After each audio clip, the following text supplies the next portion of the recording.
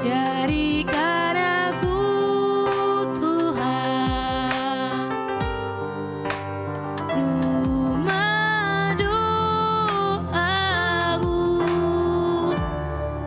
agar semua suku bangsa datang menyembahmu.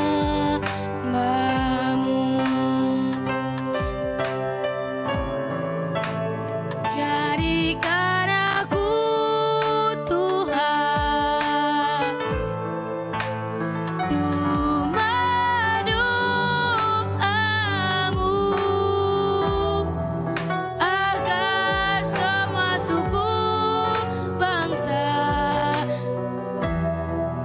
datang menyembahmu.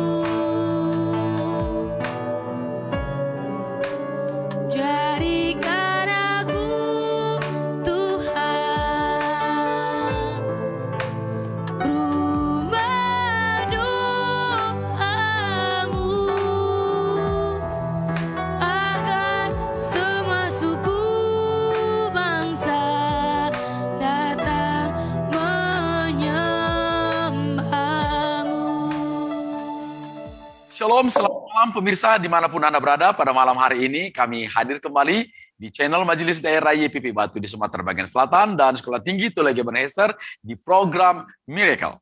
Malam ini narasumber kami tentu adalah orang spesial yang akan bercerita banyak bagaimana memahami kehendak Tuhan dalam kehidupannya.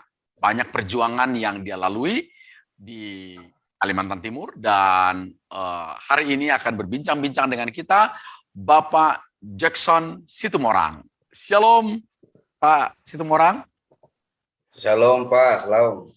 Baik, apa kabar ini Bapak? Ya, kabar baik, puji Tuhan. Semua baik, sehat. Luar biasa ya. Pak Jackson, perjalanan Bapak sudah jauh. Saya pikir banyak hal yang sudah Bapak lalui ya. Pelayanan gereja di daerah yang sulit dan lain sebagainya. Tiba-tiba ceritanya beberapa tahun yang lalu Bapak mengambil keputusan untuk hijrah ke Kalimantan Timur. Boleh cerita Pak sebab musabab dari semua peristiwa ini? Monggo Pak Jackson Situmorang. Kita mau dengar cerita. Ya. Terima kasih buat kesempatannya Pak. Sebenarnya di tahun 2012 sebenarnya itu awal muasal saya mengambil keputusan 2 tahun berdoa. Kenapa? Pada waktu itu saya mengikuti satu kursus pelatihan bagaimana penjangkauan. Di situ saya mulai paham. Lalu berdoa. Penjangkauan jiwa-jiwa ya? Ya, betul. Ya, baik. Penjangkauan jiwa-jiwa, STA lah. Jadi pada waktu itu saya mengikuti kursus, kemudian saya terlibat di dalamnya. Saya jadi ya fasilitator juga. Kemudian setelah 2 tahun, saya sudah mulai tidak tenang. Kenapa? Kenapa saya berpikir begini? Kenapa untuk menyampaikan kabar baik kepada mereka yang belum mengenal Tuhan kok susah sekali? Mulut kita ini kok seperti tertutup gitu. Kemudian dari situ saya mencoba belajar dari seorang teman. Saya tidak sebut namanya. Dan saya memahami ternyata kalau saya melakukan seperti ini, sepertinya ini yang Tuhan kehendaki.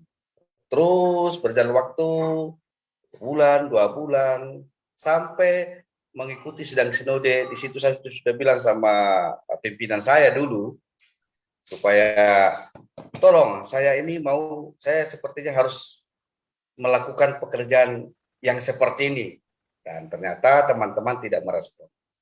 Akhirnya saya ambil keputusan untuk meninggalkan pelayanan yang sebelumnya pengembalaan, dan saya masuk ke penjangkauan mereka yang belum mengenal Tuhan. Oke. Begitu Pak. Apakah ada faktor bahwa pada waktu Bapak di penggembalaan, tanda petik tidak terlalu booming yang menghasilkan satu apa namanya pengharapan organisasi yang begitu besar untuk Bapak. Apakah ada kira-kira masalahnya di situ? Tidak ada. Jadi memang itu dari hati yang paling dalam. Jadi di situ saya menemukan namanya hati Bapa. Jadi bagaimana saya memahami hati Bapa, kehendak Bapa untuk saya harus lakukan. Dan saya harus berangkat. Kenapa? Dari hati yang saya ketidaktenangan, saya dituntun meninggalkan semua. Saya tidak melihat lembaga, bahkan ada lembaga misi yang menawarkan saya untuk bergabung dengan mereka, saya tidak mau. Bahkan orang-orang terdekat, saya tinggalkan semua. Mungkin Bapak tahu, dari alumni apa semua, saya tidak bergabung dengan mereka. Akhirnya, saya berdoa untuk salah satu wilayah. Itu saya dapatkan di Kalimantan, karena saya buka di Google, dan juga teman kebetulan ada mengajak saya ke sana. Itu yang membuat saya harus tinggalkan. Bapak katakan tadi menemukan hati Bapak. Ini kan pasti akan muncul pertanyaan. Pak, emang di pelayanan penggembalaan itu bukankah kita menceritakan hati Bapak? Bukankah kita membawa orang kepada hati Bapak? Justru bukankah itu adalah tempat yang juga sangat-sangat layak untuk membawa orang sebanyak mungkin kepada hati Bapak? Bagaimana Bapak menjawab? Ini juga akan berkaitan pemahaman Bapak pada amanat The Great Commission, ya, amanat agung itu. Gimana Pak menjawabnya? Ya, jadi begini Pak. Jadi saya memahami hati Bapak, banyak orang paham akan itu, tapi tidak ada di dalam itu. Nah, maksud saya begini, hal yang sederhana untuk kita tahu amanat agung, betul Pak ya? Kita tahu amanat agung, kita tahu perintah itu. Tetapi sepanjang pengetahuan saya, kebanyakan mungkin saya lah, tidak usah saya sebutkan yang lain, hanya sebatas pengetahuan tanpa ada tindakan yang real di lapangan.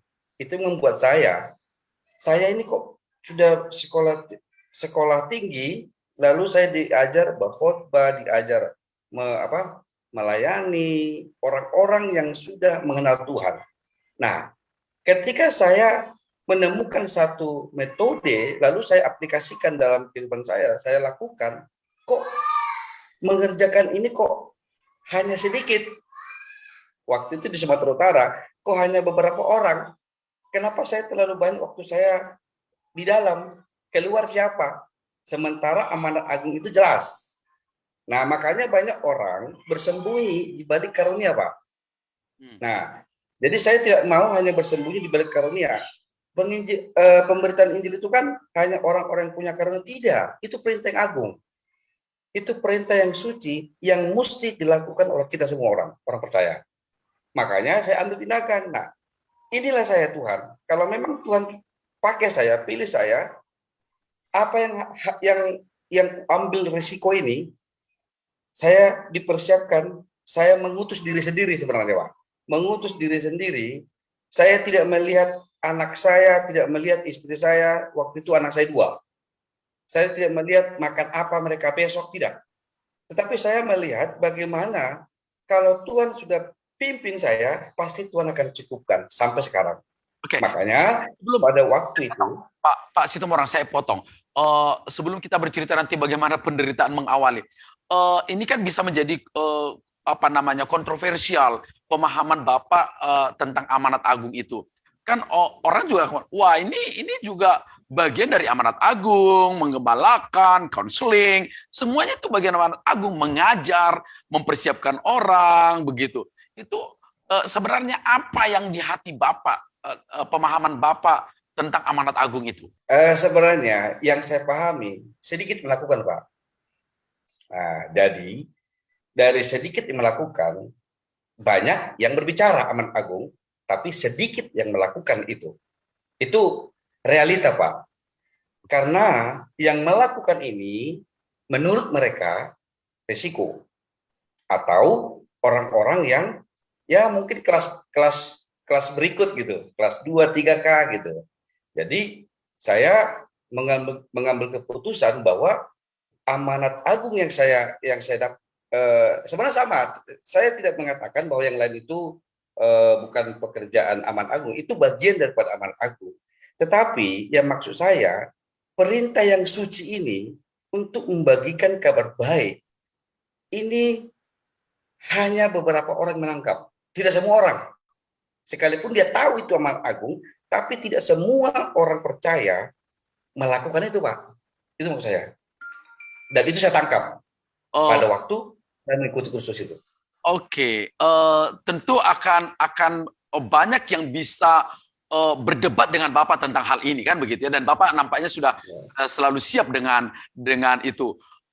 Ketika Bapak berkata hanya sedikit yang menangkap ini, di luar sana yang mendengar ini, dia akan berkata, wah Pak Jackson ini sembarang aja. Jadi emang kita ini tidak amanat agung. Kita mempersiapkan orang amanat agung. Bagaimana Bapak menjawab perdebatan itu? Ya, ini menarik. Dan itu udah biasa, Pak. Saya dibilang menghakimi. Saya bukan menghakimi. Jadi, saya tidak mengatakan itu bukan pekerjaan amanat. Itu bagian. Yang Bapak bilang tadi kan bagian daripada amanat agung. Nah, persoalannya untuk terjun menjangkau mereka yang belum mengenal Tuhan. Jujurlah dulu. Menurut Bapak, siapa? Ada berapa orang yang fokus melakukan itu? Menurut Bapak lah dulu. Iya, Nah, ini banyak. ya banyak. Nah, banyak melakukan, ya toh. Tetapi menurut Bapak banyak. Tapi itu masih penjangkauan ke dalam. Nah, yang saya maksud fokus untuk memberitakan kabar baik kepada mereka yang belum itu loh, Pak. Itu maksud saya. Oke. Jadi kalau yang Bapak bilang tadi bagian dari itu memang itu bagian. Ya toh, itu bagian daripada amanat agung itu. Nah, makanya saya bilang saya dipanggil Tuhan untuk melakukan yang ini. Karena apa? Karena sedikit melakukan. Itu maksud saya. Baik, tentu nanti kita kembali bahwa akan banyak yang memperdebatkan hal itu. Tapi Bapak katakan bahwa Bapak dipanggil untuk garis ini kan begitu ya, untuk garis ini. Tentu Bapak sudah memahami konsekuensi waktu Bapak meninggalkan kota Medan. Pergumulan dalam tanda kutip penderitaan, atau kalau kita tidak bisa memakai kata penderitaan itu, pergumulan apa yang Bapak hadapi pertama-tama ketika Bapak berani meninggalkan pelayanan yang lama masuk ke yang baru? Ya, sebenarnya karena saya sudah mengosong bagaimana ya, saya tidak memikirkan besok makan apa, tidak. Tetapi saya meyakini bahwa ketika saya melakukan pekerjaan ini yang Tuhan suruh saya harus lakukan, pasti Tuhan akan siapkan segala sesuatu. Nah, saya tinggalkan kota Medan, saya masuk di Kalimantan. Bulan pertama saya shock. Shocknya apa? Tidak ada bulanan lagi, Pak. Tidak ada bulanan lagi. Saya pikir masih ada kan gitu. Oh, mulailah terus berdoa. Saya tinggal di atas laut, Pak. Selama setahun itu saya tinggal di atas laut, istri saya tidak bisa tidur. Kenapa? Karena tidak terbiasa dengan orang-orang setempat. Pak, kalau pasang, kalau surut, jadi mungkin lain waktu saya bisa ceritakan kondisinya. Nah, pada waktu itu, jadi kalau pergumulan saya pikir setiap fase itu saya mengalami pergumulan yang unik buat saya, tidak begitu apa aku bilangnya, saya tidak mengeluh pada waktu itu. Sekalipun pada waktu anak saya minta jajan tidak ada uang, tetapi saya sabar menantikan pertolongan Tuhan. Selama setahun itu, saya memang mengasingkan diri saya mau lihat Tuhan itu berpihak kepada saya tidak, kalau saya melakukan ini. 1 tahun itu, Pak. Jadi saya mau menguji, saya ini betul tidak Tuhan suruh melakukan ini. Di situ, makanya saya sabar menghadapi ujian selama setahun di Kalimantan. Oke, Pak. Ini dulu, Bapak tadi katakan bahwa Bapak itu dipanggil gitu. kok tiba-tiba Bapak memilih menetapkan daerah yang sekarang Bapak tinggal itu, daerah yang Bapak katakan tinggal di laut atau di atas apa namanya, di atas perahu dan lain sebagainya. Bagaimana Bapak mendapatkan tempat itu? Pergumulan yang seperti apa Bapak tiba-tiba Sumatera Utara dengan Kalimantan begitu ya, dan tinggal di laut selama 1 tahun itu bagaimana apa namanya cara Bapak menetapkan itu? Ya. Pada waktu itu pada tahun 2014 itu ada teman buat khusus Keros di pelatihan di Medan. Lalu saya sampaikan isi hati saya, kemudian sharing-sharing. Dia mengajak, ayo Pak Jackson, coba survei dulu satu daerah. Mana tahu Tuhan buka matamu untuk melihat mereka yang hilang. Ya, akhirnya kapan ibu berangkat ke sana? Dikasih tahu ke saya bulan sekian.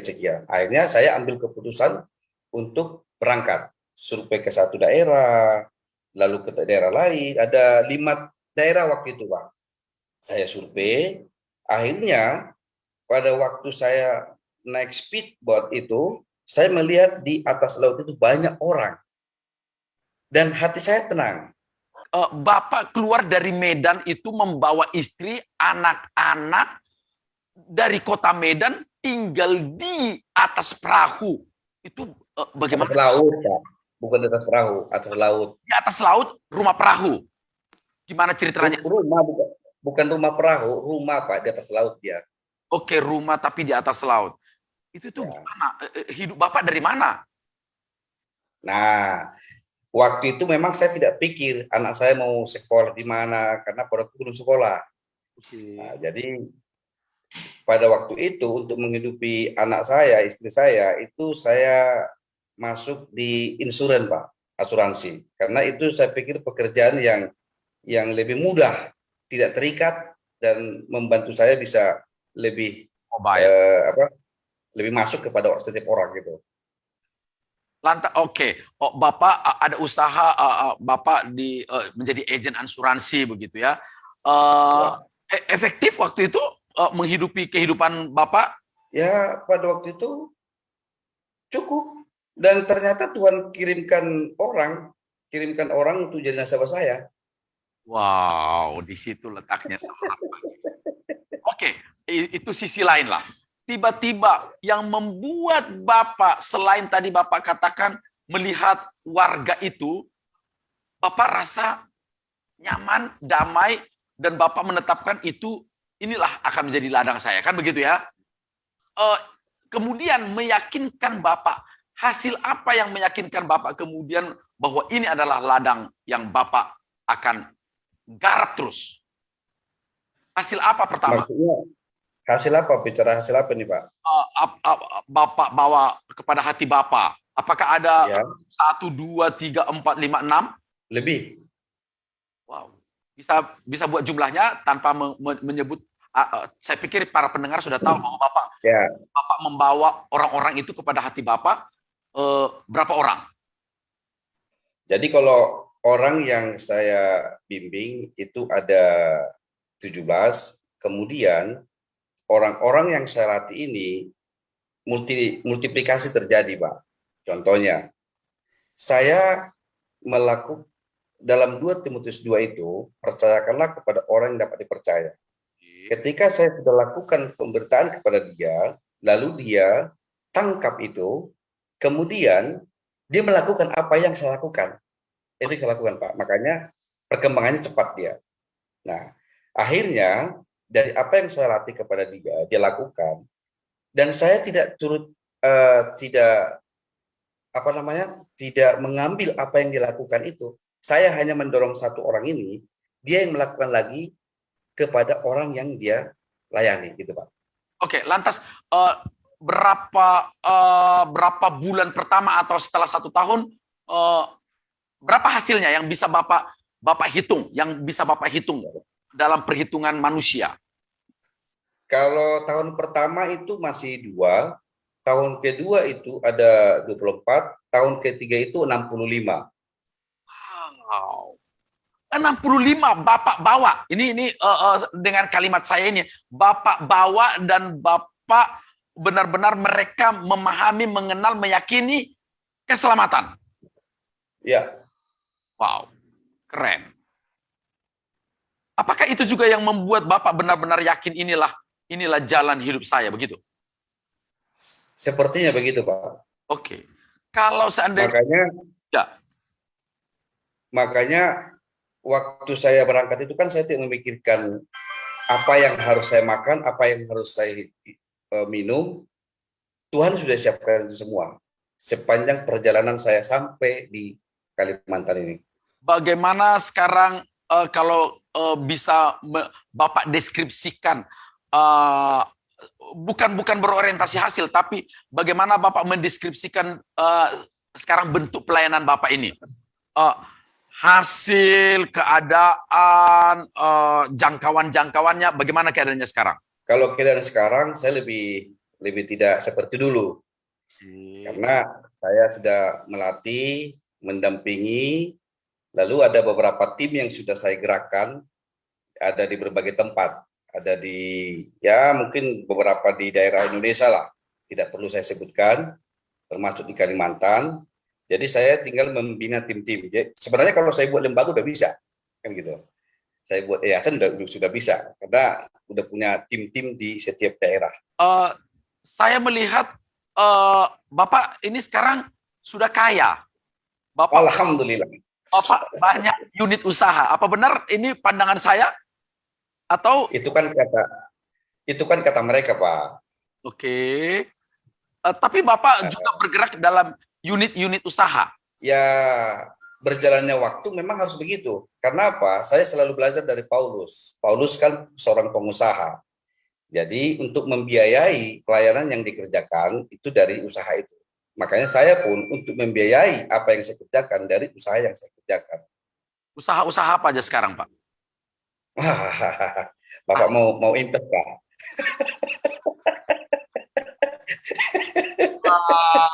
Ini ada sisi kebanggaan saya melihat Bapak, karena Bapak ini adalah nampaknya seorang pejuang. Yang pertanyaan saya masih kembali kepada masa sisi-sisi Bapak pertama bergumul. Apakah Bapak tidak pernah ada cerita sedih melihat anak-anak Bapak, istri Bapak, waktu Bapak memulai, dan pernahkah Bapak menyesal dengan keputusan itu? Tidak, saya tidak pernah menyesal. Sekalipun istri saya waktu 2 bulan pertama tidak sanggup, karena tahulah di atas laut, kalau airnya pasang kan goyang itu rumah. Tidak tidur dia selama dua minggu. Wow. Tidak tidur selama 2 minggu? Iya, karena malam kan goyang itu kalau pasang air laut. Rumah itu goyang. Istri tidak pernah minta kembalikan aku, Pak, pulangkan aku. Apakah tidak pernah begitu? Untung dia tidak bilang begitu, kalau enggak cepat-cepat dipulangkan. Anak-anak ada nggak tingkah atau perkataan-perkataan anak-anak yang membuat Bapak waktu itu sedih? Dan tadi kan Bapak ngomong, saya mau melihat apakah Tuhan berpihak kepada saya selama 1 tahun ini, gitu kan? Bapak ngomong dengan kepada hati Bapak begitu. Apa Bapak tidak pernah melihat kehidupan anak-anak yang membuat Bapak terenyuh begitu? Saya pikir tidak, karena anak-anak mengikuti aja, mengikuti menyesuaikan orang tuanya. Tidak pernah. Hanya istri saya aja. Tidak pernah bertanya kenapa kita di sini. Kan waktu itu masih kecil, Pak, anak-anak. Tahun ya. Jadi, tapi 4 tahun kan juga sudah bisa komunikasi. Ya, paling dia mengikuti aja. Cuman kita kasih tahu ini tidak boleh bermain di sini, anak ya, gitu saja, Pak. Jadi dia anak-anak saya pikir sudah dilatih lah untuk cepat penyesuaian. Dengan istri tadi selama 2 minggu nggak bisa tidur, bagaimana cara Bapak menjelaskan visi yang Tuhan berikan pada Bapak ini? Cara saya menjelaskan, saya kasih tahu, kita tidak lama di sini, itu saja. Ada waktu Tuhan angkat kita di tempat yang jauh lebih baik lagi. Lebih layak. Ya, Saya benar-benar salut sebenarnya keputusan dari Kota Medan kemudian tinggal di atas laut itu. Eh, boleh nggak tahu hal pertama apa yang meyakinkan Bapak benar-benar ini tempat saya gitu. yang meyakinkan saya itu tadi, apa aku bilang ya, eh, apalah aku bilang, bahwa orang-orang yang saya lihat itu, mereka lah yang membutuhkan saya, yang harus saya sampaikan ini, kabar baik. Nah, kalau menunggu orang lain, mungkin banyak orang percaya di sini, tapi tidak peduli terhadap mereka. Begitu. Pak, kalau diibaratkan ini multi level, karena Bapak katakan multiplikasi dan banyak orang-orang, boleh tahu sudah ada berapa banyak, kalau istilah MLM itu downline lah, sudah ada banyak berapa tenaga yang ada di jalan Bapak ini. Kalau Bapak katakan lembaga yayasan belum ya, seharusnya sudah bisa. Tapi saya katakanlah kalau di lembaga Bapak ini sudah berapa banyak tenaga? Kalau yang tenaga yang di bawah saya, artinya dari tim-tim saya lah ya, tim yang solid itu ada 9 tambah 3, ada 11. 9 tambah 3, 12, Pak. Ini 12, ya, sorry Pak.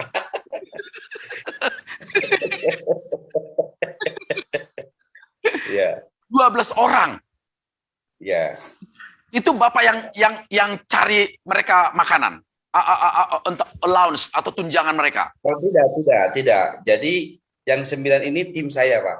Tim saya, ya, yang 3 ini ya ada berkat sedikit kirim ke mereka. Oke. Yang 9 ini Bapak biayai?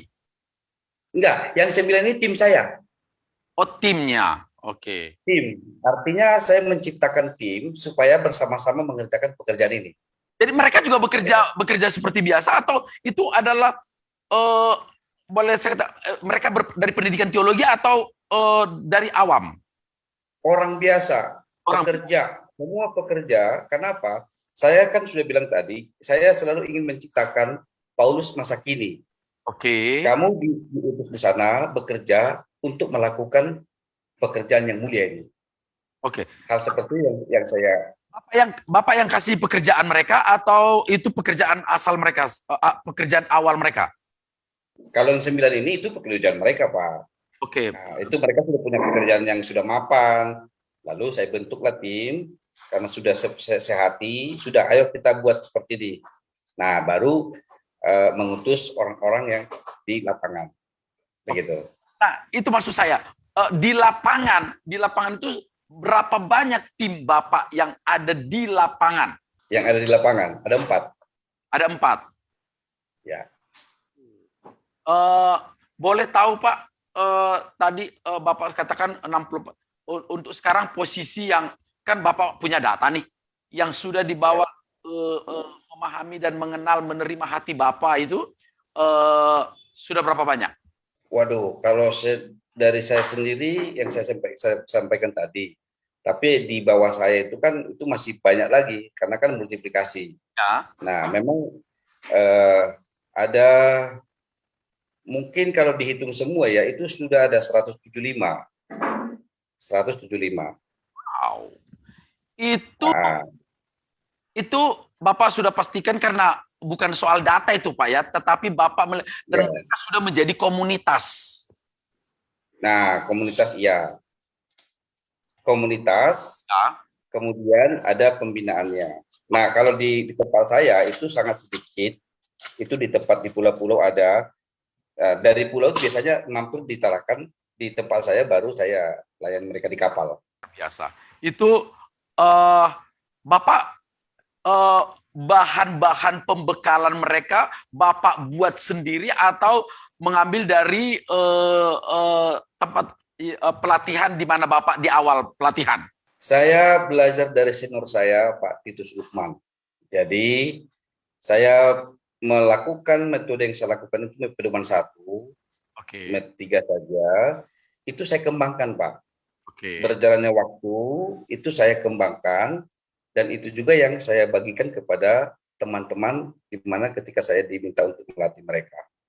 Jadi dari pengembangan itulah saya buat untuk pelatihan di tempat di mana ada pelatihan gitu, Pak.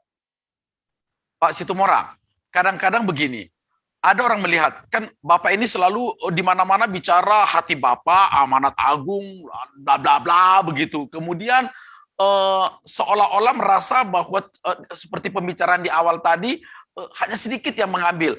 Kalau seandainya ada orang mengatakan, ala Bapak, Pak Situmorang ini sombong banget sih, kan begitu. Mentang-mentang sudah bawa jiwa begitu, bla bla dengan jumlah yang tadi. Kalau mereka menuduh Bapak begitu, apa jawaban Bapak? Udah biasa, Pak. Udah biasa saya menghakimi, katanya saya menghakimi. Padahal saya tidak menghakimi. Saya hanya bicara, ini loh, kalau memang melakukan, ayo ke sana, kita buktikan. Karena ketemu kepada mereka yang belum mengenal Tuhan, saya jujur saja, waktu dulu, tidak sanggup kita bicara itu, Pak. Betul tidak? Tidak sanggup kita bicara itu. Jujurlah dulu, kan gitu. Nah, gara-gara itulah yang membuat saya, kenapa bisa begini? Saya sudah diajar 5 tahun, saya sudah belajar 6 tahun, kok menyampaikan kalimat yang sangat sederhana itu saja kok sulit gitu loh. Makanya dulu pada waktu saya, ya Bapak tahulah, di sekolah kita kan dulu diutus untuk ini gitu kan. Padahal di lapangan banyak perkenalan toh. Ya, Kan Bapak, gitu, perkenalan. Bapak jangan menghakimi dong. Kan Nah, kenalan itu kan saya. mereka sudah Itu menyampaikan. saya. Oh gitu ya? Itu saya. Oh, Saya. itu dong. Saya. Itu dong. Bukan yang lain. Ya, itu saya. Oke. Lalu saya tanya teman-teman. Nah, mereka juga, iya betul, kita menyampaikan itu yang sederhana itu sulit. Nah, saya tidak tahu apa yang membuat itu sulit. Nah, dari situlah saya paksakan diri saya. Kenapa bisa begini? Saya mencoba dan menemukan metode itu. Dari situlah, oh ternyata sangat sederhana untuk menyampaikannya dengan cara ini. Menurut saya bukan satu-satunya cara, tapi ini yang saya lakukan sangat sederhana untuk menyampaikan kabar baik kepada mereka, gitu, Pak. Emang apa yang membuat seseorang sulit untuk menyampaikan kabar baik itu? Mungkin cara pandang, Pak. Cara pandangnya yang masih perlu diubah Apa tentang hati Bapak. Apa caranya pandang yang salah? Tidak ada yang salah. Maksud saya cara pandang memahami amanat agung. Amanah, Ya. kata gini, namanya amanat agung itu kan perintah yang suci, Pak. Oke. Nah, kalau perintah yang suci berarti harus dilakukan, toh? Pasti harus, wajib dilakukan. Nah, masalahnya perintah yang suci banyak tidak dilakukan, malah melakukan yang sudah bagian-bagian tadi yang Bapak bilang tadi. Nah, yang di garis depan ini yang sangat sedikit, gitu loh Pak. Kebanyakan kita melakukannya di bagian-bagian tadi. Baik, nah, Bapak, saya sudah mengerti itu. Nah, Pak Situmorang, Bapak ini kan memang profilnya itu adalah seorang pejuang. Bapak ditempatkan di mana saja itu ibarat batang kayu pasti hidup. Bapak ditempatkan di Palem Baja, Bapak bisa dagang sapi. Bapak ditempatkan di Kota Medan, Bapak bisa merental, kan begitu ya, kendaraan, begitu ya. Bapak di Kalimantan, ya bisa asuransi, bisa semua bisa. Jangan-jangan sebenarnya Bapak ini berhasil oleh karena skill-skill bisnis. Mana Bapak menjawab asumsi saya ini? Bapak ini berhasil sebenarnya bukan berhasil menyampaikan kabar baik, tapi berhasil dalam dunia bisnis. Oh, kalau saya berhasil di dunia bisnis, mungkin saya tidak tinggalkan Kota Medan, Pak. Karena di Kota Medan saya pikir jauh lebih sejahtera kalau saya melakukan bisnis di sana. Ya. Nah, jadi saya hanya mengikuti tujuan yang Tuhan sudah taruh di hati saya. Tujuan hati Allah yang ada di dalam hati Bapak, begitu ya. Ya. Letakkan itu. Lantas yang Bapak alami sekarang, apakah ini memang benar-benar bisnis atau ini hanyalah alat untuk menyampaikan kabar baik? Itu bagian pertama, alat, ya toh. sarana. Yang kedua, untuk membiayai hidup keluarga saya. Gitu.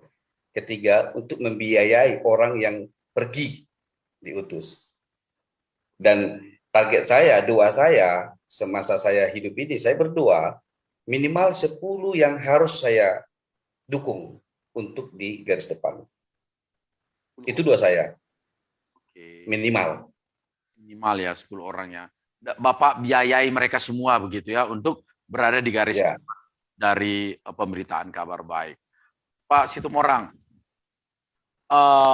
apa yang benar-benar membuat Bapak yakin dan untuk menyampaikan kepada orang banyak bahwa pelayanan di garis depan ini adalah apa namanya ya, tidak akan mengecewakan. Nah, gitu. Apa yang kira-kira Bapak mau sampaikan kepada orang yang selalu Bapak utarakan kepada orang bahwa pelayanan di garis depan ini diberkati. Kalau contoh misalnya, wow, orang di gereja pelayanan di mimbar-mimbar itu kan, wow, hidupnya wah keren. Bapak mau katakan, oh nggak kalah, saya buktinya misalnya. Apa yang Bapak biasa sampaikan? Kalau yang saya sampaikan, teman-teman, ya Tuhan sudah kasih kepada kita pengetahuan, Tuhan sudah kasih kepada kita tangan untuk melakukan sesuatu, dan saya hanya garis bawahi bahwa pembawa kabar baik tidak pernah kelaparan, pembawa berita yang mulia tidak pernah ditinggalkan. Di amanat agung yang terakhir itu, saya garis bawahi lagi, aku menyertai engkau senantiasa sampai akhir zaman. Apabila dilakukan itu dengan taat Pak. Kalau dilakukan itu dengan taat, jangan khawatir, jangan takut. Yang kita kerjakan ini, yang saya kerjakan ini bukan pekerjaan saya, Pak. Bukan pekerjaan gereja, bukan pekerjaan siapa-siapa yang mengutus saya, tidak. Tetapi ini pekerjaannya Dia, Sang Empunya pekerjaan. Saya hanya yang mau taat melakukan itu. Nah, kalau saya orang yang dipilih, yang dipanggil, lalu saya taat, tentu saya tidak boleh khawatir. Kenapa? Saya mengerjakan pekerjaannya Dia kok, pasti disiapkan semuanya. Dan saya alami apa yang saya lakukan, apa yang sampai sekarang, Tuhan siapkan dengan caranya Tuhan, bukan cara saya. Mungkin Tuhan buat saya seperti ini ya, supaya ya saya melihat bahwa Dia tidak pernah meninggalkan saya. Saya tidak pernah minta-minta. Kalau dulu kan saya masih ada WA, saya tidak minta-minta. Bahkan saya bersyukur apa yang saya terima sampai hari ini, saya syukuri. Dan saya tidak pernah mengeluh, pantang buat kita sebagai pemberita kabar baik untuk mengeluh. Karena Tuhan siapkan segala sesuatu tepat pada waktunya. Keren sekali. Saya bangga pada Bapak Jackson Situmorang. Pak Jackson, apakah di usia seperti ini, Bapak sudah dengan pencapaian ini, Bapak masih menyampaikan kabar baik secara langsung di dalam Bapak? Masih? Masih. Itu jadi gaya hidup, Pak. Dan ini nanti hari Rabu saya ke Bengkulu. Di sana ada tim. Ya mungkin nanti saya juga akan bicara sama Bapak. Karena di sana ada tim di sana. Ya. Oke, itu lain hal ya. Bapak katakan tadi gaya hidup. Jadi setiap orang yang Bapak temui gitu, Bapak selalu sampaikan kabar baik? Tidak semua ada waktunya, ya toh. Kalau nanti saya bilang tiap orang, karena banyak orang saya temui toh. Nah, ketika sudah pas sendiri, lalu ada waktu yang baik, di situ saya sampaikan. Kenapa? Di mana saja, kapan saja, siapa saja, kabar baik itu harus dibagikan. Oke, Bapak kan juga sekarang banyak dipanggil oleh sinode-sinode untuk melatih atau memberikan metode-metode yang Bapak buat. Metode Bapak sekarang ini, tadi saya katakan bahan, ini metodenya Bapak buat sendiri atau campuran atau masih dari teman-teman atau murni Bapak buat sendiri metodenya? Saya ambil dari pedoman 1, tapi ya saya modifikasi sedikit saja. Karena apa? Penemuan-penemuan di lapangan kan pasti ada Ya. sesuatu yang baru. Bapak sudah membukukan metode ini? Kalau dibukukan belum, hanya sebatas ya, tahulah Pak, anakmu yang satu ini kan. Bukan, kan Bapak akan mengutus 10. Terus bagaimana mereka di lapangan? Kan harus ada metode baku yang sudah didokumenkan dideskripsikan dalam bentuk tulisan. Iya, kalau itu kan sudah ada. Cuman kan Bapak bilang tadi dibukukan, berarti kan kalau sudah dibukukan berarti sudah bentuk buku. Tapi kalau hanya sebatas ya 5 lembar lah, bisa lah, ada lah. Terus menurut Bapak nih, sesungguhnya orang berani menyampaikan kabar baik dan ada hasilnya, itu mana yang lebih menjadi alat yang menghasilkan? Metodenya, keberaniannya, atau skillnya orang itu, atau nanti kembali lagi roh Tuhan, kan begitu? Menurut Bapak, bagaimana menerangkan ini? Kalau menurut saya Pak, dia harus pertama sekali, dia harus menemukan dulu hatinya Tuhan. Nah, kan gitu. Itu dari segi si pemberita. Ya, jadi kalau dia belum menemukan hati Tuhan, metode tidak ada gunanya. Semua tidak akan bisa terjadi. Kenapa? Dia harus bersatu dengan dia dulu, bersatu dengan yang empunya pekerjaan itu. Oke. Makanya kan dalam pelatihan itu kan bersatu dengan dia. Jadi dia harus mengalami kesatuan dengan dia. Supaya apa? Supaya Tuhan memberikan kuasa. Karena kalau dia belum mengalami kesatuan, metode dikasih sebaik apapun metode, dia tidak akan bisa menguasai itu. Kalau nanti orang beralasan, sudah dong, sudah ketemu hatinya Bapak, sudah menyatu, sudah manunggal, apalagi Yunan sudah menyatu, kan begitu ya. Tapi toh Bapak katakan tadi ada banyak orang tidak terjun di garis depan. Oke Pak, saya potong. Sudah menyatu. Biasanya kalau sudah menyatu Pak, dia akan ke lapangan membuktikan apa yang dia pelajari. Metode apapun itu. Saya tidak mengatakan metode ini yang paling benar, tidak. Apapun metodenya, kalau dia sudah menyatu lalu dia lakukan di lapangan, itu jadi gaya hidupnya. Dari gaya hidup itulah yang kita bisa menilai orang itu dia sudah mengalami hatinya Tuhan. Lalu dia akan berani meninggalkan apapun itu. Mau pekerjaannya, mau kenyamanannya, dia akan berani meninggalkan itu. Begitu Pak. Jadi tim Bapak yang 9 ini, mereka benar-benar pemberani untuk melakukan itu. Bukan pemberani lagi, gila. Artinya apa? Tinggalkan semua demi pekerjaan yang mulia ini. Keren. Itu bagaimana mereka? Mereka di daerah mereka sendiri atau pergi kemudian bekerja, begitu caranya? Ketika ada waktu kosong, kadang kita sama-sama pergi. Oke. Mereka mengambil waktu. Jadi kalau di tempat-tempat lain kita selalu bina mengarahkan mereka. Itu jadikan gaya hidup. Karena bagi saya gini, ada orang mau kasih uang, saya tidak terima uangnya Pak. Kenapa? Kalau dia hanya terima kasih uangnya tanpa dia paham akan amanat tadi Pak, maka dia akan menyuruh Pak. Dia akan memerintah kita. Nah, kenapa? Kalau hanya uangnya yang pergi, tapi dia tidak memiliki hatinya Tuhan, maka tidak ada gunanya. Jadi seolah-olah nanti dia akan bisa mengatakan, oh kamu harus begini, gitu. Jadi saya selalu mengajak semua kita harus berikan kepada Tuhan, bukan hanya uang. Ya, tapi kita harus melakukan. Sebentar Pak Situmorang, kan dia nggak mungkin memberikan uangnya kalau tidak memahami hati Bapak. Kan dia bekerja di tempat lain dan dia merasa bahwa saya tidak bisa seperti Pak Jackson, kemudian dia kasih uangnya untuk Bapak bisa pergi. Apakah itu Bapak tidak terima? Iya, kan maksud saya gini loh Pak. Kalau yang sudah tua kan nggak mungkin lagi pergi-pergi toh. Nah, Kalau seperti Bapak kan masih bisa pergi, masih sehat, kan gitu. Masih kuat.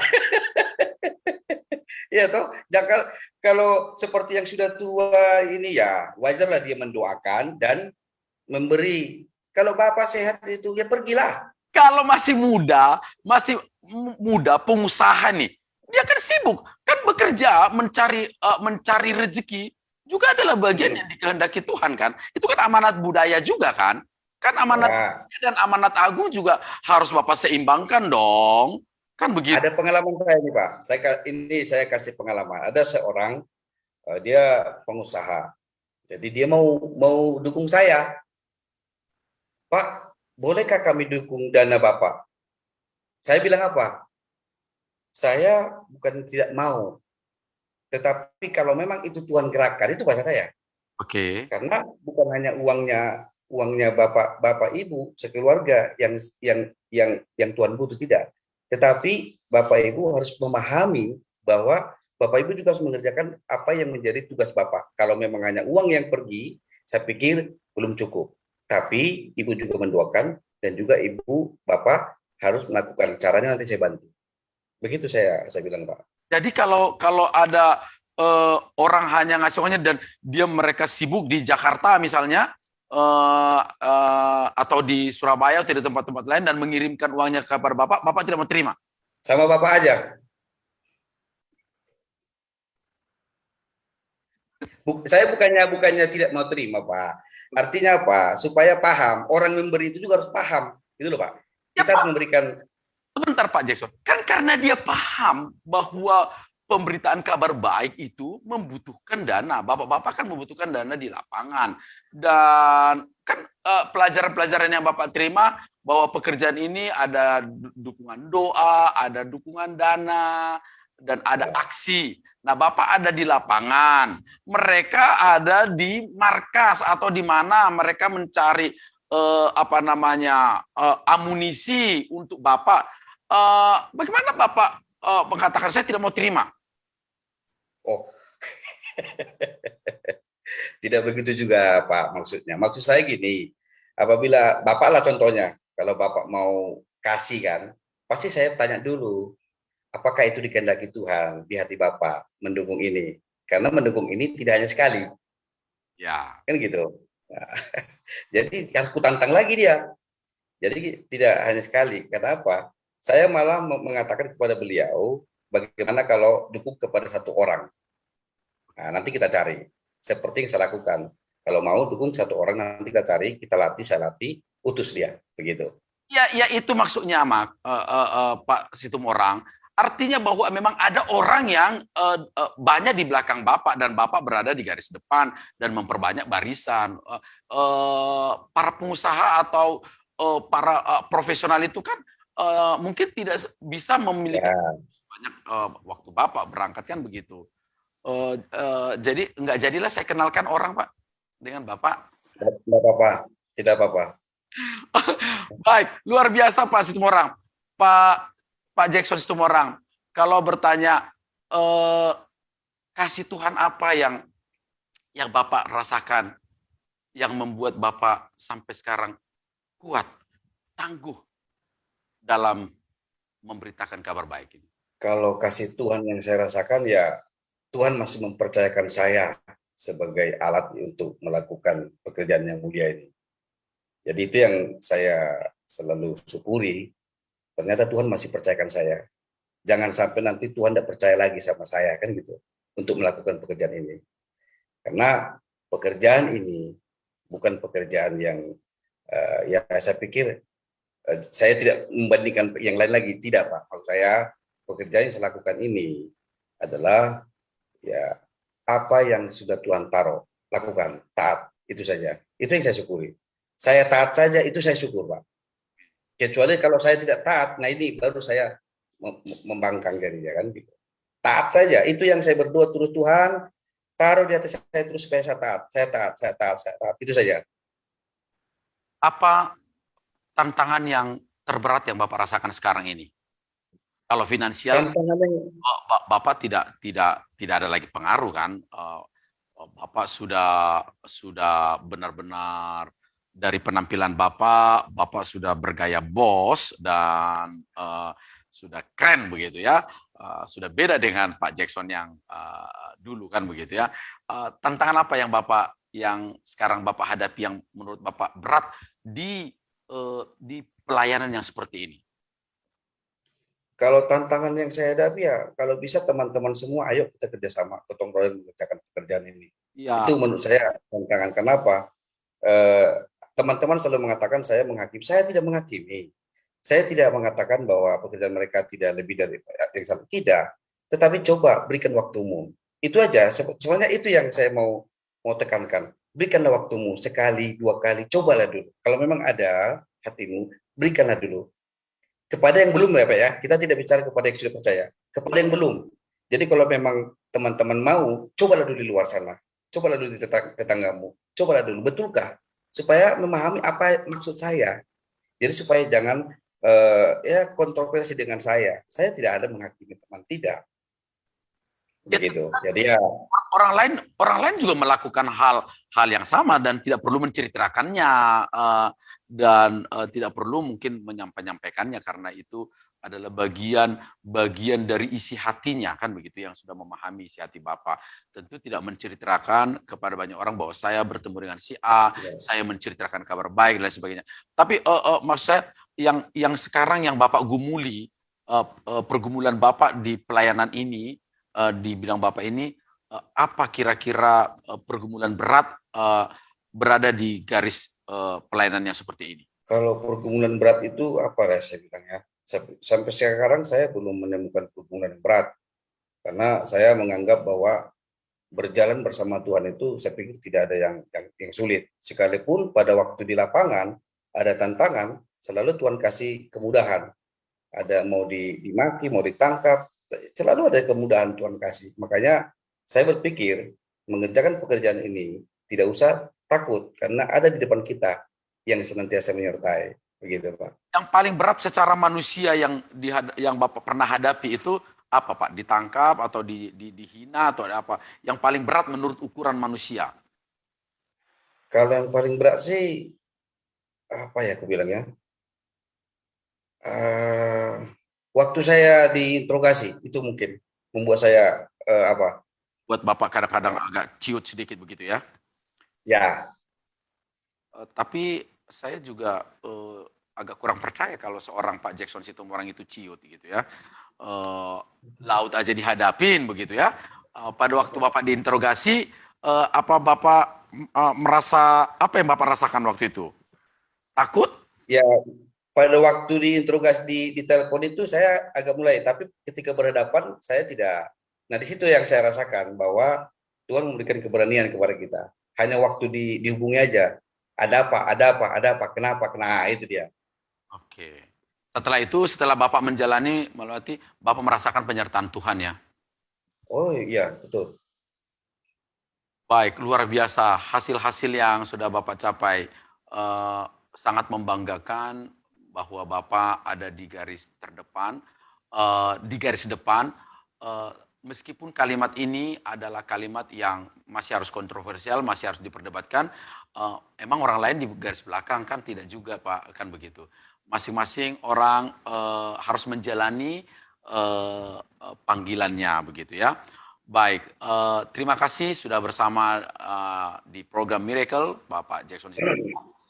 Tentu apa yang menjadi perbincangan kita malam ini, saya yakin menjadi inspirasi bagi banyak orang untuk melihat sisi lain atau hal-hal yang mungkin di luar pemikiran bahwa pekerjaan Tuhan ini begitu indah dengan pemahaman amanat agung yang benar begitu ya, yang harus dipahami, yang harus dilakukan dalam kehidupan seorang anak-anak Tuhan dan hamba-hamba Tuhan. Sampai di sini pertemuan kita Pak Jackson Situmorang dan juga pemirsa dimanapun Anda berada. Terima kasih kebersamaan dan tentunya kami berharap Bapak Ibu selalu bersama dengan kami di program-program kami. Baik itu Saturday Night Service, Eben Kids Ministry, Bincang Orang-Orang Muda, dan Miracle seperti ini. Dan yang terakhir, monggo Pak Jackson Situmorang, kasih dong closing statement untuk orang-orang yang mendengar perbincangan kita ini. Sebagai pernyataan terakhir dari Bapak, apakah motivasi atau harapan atau pokok doa? Monggo silakan Pak Jackson Situmorang. Ya, saya hanya berharap pekerjaan ini kita kerjakan secara bersama-sama, karena ini bukan pekerjaan saya saja, tidak, supaya memahami bahwa ini pekerjaan kita semua yang dipanggil. Jadi tidak ada kehidupan yang abadi tanpa Injil yang harus ada di dalam hidup kita. Karena Injil, kabar baik itulah hidup yang bisa menghidupkan setiap orang. Orang yang berdosa, siapapun itu. Injil lah yang membuat kita diubahkan. Dan saya paham betul bagaimana saya mendapatkan kasih karunia Tuhan dari ketaatan dalam pemberitaan Injil. Itu yang saya alami. Dan apabila Tuhan panggil kita semua, Tuhan sudah arahkan hati kita, arahkan hidup kita untuk melakukan ini, jangan ragu-ragu, pergi. Seperti Abraham ketika Tuhan panggil, disuruh pergi ke satu daerah, tidak tahu dia kemana. Yang penting pergi saja. Tidak tahu dia tujuannya kemana. Yang penting taat. Nah, hal itu juga yang membuat saya pergi saja, taat saja yang Tuhan suruh, pasti Tuhan akan berikan kemudahan-kemudahan, berkat yang melimpah. Dan saya pikir itu yang bisa saya berikan kepada teman-teman. Jangan menyerah, jangan khawatir, jangan takut, karena orang-orang yang membawa kabar pendamaian, kabar sukacita itu tidak pernah ditinggalkan oleh Tuhan. Terima kasih. God bless. Tuhan berkati. Terima kasih. Sampai di sini pertemuan kita. Tuhan Yesus memberkati. Sampaikan salam kami untuk tim Bapak dimanapun berada. Selamat malam. Sampai di sini pertemuan di program Miracle. Shalom.